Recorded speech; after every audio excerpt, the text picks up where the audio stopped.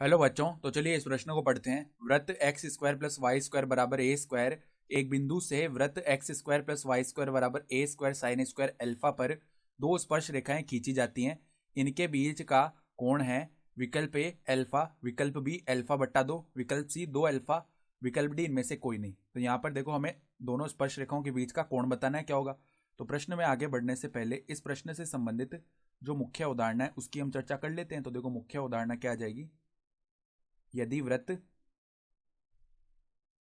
वृत्त देखो इस प्रकार का हो, एक्स माइनस एच का स्क्वायर प्लस में वाई माइनस के का स्क्वायर बराबर में आर स्क्वायर, ठीक है।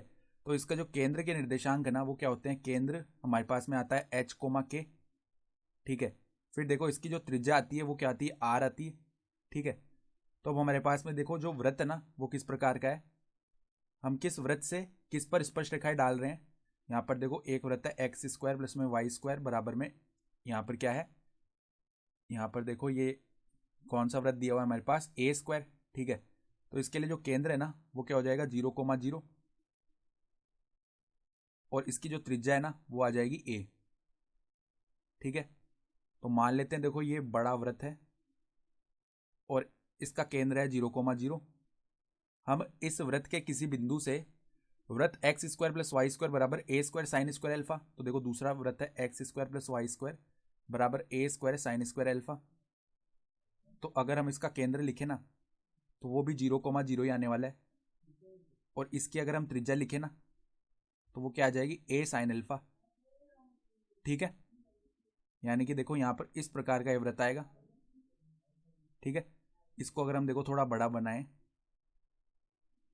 इस प्रकार का वृत्त है अगर ये मान लो पूरी ए है, ठीक है। तो इसके अंदर एक ये छोटा वृत्त आएगा ए साइन अल्फा, जिसका केंद्र भी यही हो गया, ठीक है। तो हम देखो इस वृत्त के किसी बिंदु से, ठीक है, मान लो इस बिंदु से हम दो स्पर्श रेखाएं डाल रहे हैं। एक तो ये मान लो स्पर्श रेखा, ठीक है, और एक स्पर्श रेखा मान लो ये रही, ठीक है। तो हमें इन दोनों स्पर्श रेखाओं के बीच का कोण बताना है, ठीक है। तो ये कोण देखो हम किस प्रकार से लिख पाएंगे, यहाँ पर हम देखेंगे कि ये कोण जो है, इसको हम अगर थीटा बोल रहे हैं तो ये कोण भी थीटा आएगा ना, ठीक है। तो ये दो थीटा का हमें मान बताना है, क्या होगा, सही है। तो अब देखो इस अंदर वाले वृत्त की त्रिज्या कितनी है, ए साइन अल्फा है ना। तो ये त्रिज्या हम जानते हैं कितनी है, ए साइन अल्फा, और ये जो कोण है ये हमारा 90 डिग्री बनेगा। ये आ चुकी है ए साइन अल्फा। अगर हम इस बिंदु को ओ बोल दें, इस बिंदु को हम ए बोल दें, इस बिंदु को हम बी बोल दें, ठीक है।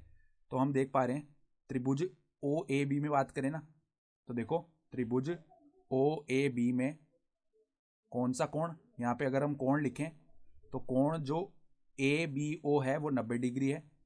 तो कोण ए बी ओ बराबर में 90 डिग्री।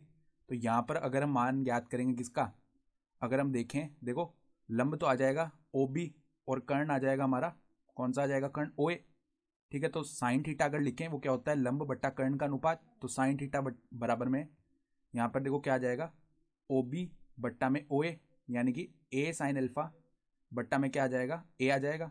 तो ए साइन अल्फा बट्टा में ए आ गया, ठीक है। तो ये क्या आ जाएगा हमारा, देखो ए से ए विभाजित हो गया, तो साइन थीटा बराबर में आ गया साइन अल्फा। तो यहाँ पर तुलना करेंगे ना, तो थीटा का मान आ जाएगा अल्फा। तो हमें तो इन दोनों स्पर्श रेखाओं के बीच का कोण बताना था, ठीक है। तो अभिष्ट कोण क्या आ जाएगा, अभिष्ट कोण हमारा 2 थीटा था ना। तो थीटा तो हमने माना था, हमें सवाल में नहीं दिया हुआ था। तो 2 थीटा बराबर में देखो मान रख लेते हैं 2 अल्फा, ठीक है। तो अगर विकल्प देखें ना, तो विकल्प सी हमारा सही विकल्प हो जाएगा, ठीक है। तो आशा करता हूँ कि आपको ये प्रश्न समझ में आया होगा। धन्यवाद।